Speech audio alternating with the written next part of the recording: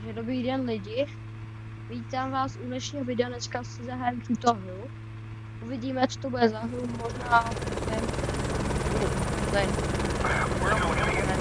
nevím, no, takže dneska tady budeme tyto autíčka, nějak kontrolovat, jestli jezdí dobře nebo špatně.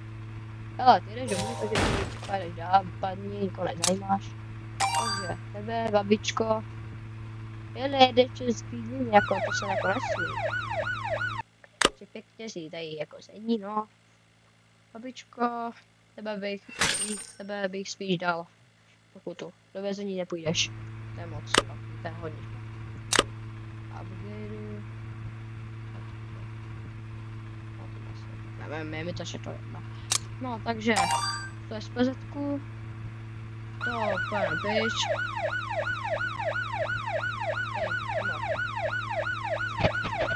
Daj. No dobré. Takže tebe bych dal licenci.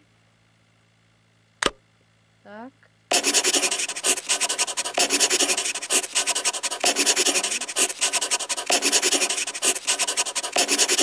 Tak. A dáme to do vězení. A vypadni. To se nesmí dělat. To bys na to nemohl vědět. Dáme penízky a tu si koupíme nějaké rohlíčky. No. Takže. Ježišmarja. Takže. Tohle nebudu kontrolovat, nepotřebuješ. A zastavíme ho, protože to se správně dělá. A takže tady máš, jo. Nechci peníze. Nevím. Asi dám ho do vězení, si to použiješ pryč.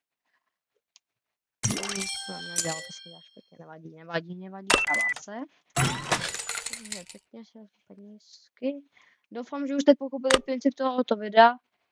A já se s vámi asi loučím, protože jako to je moje první video a nechci, aby jsem ho stříhal nějak dlouho.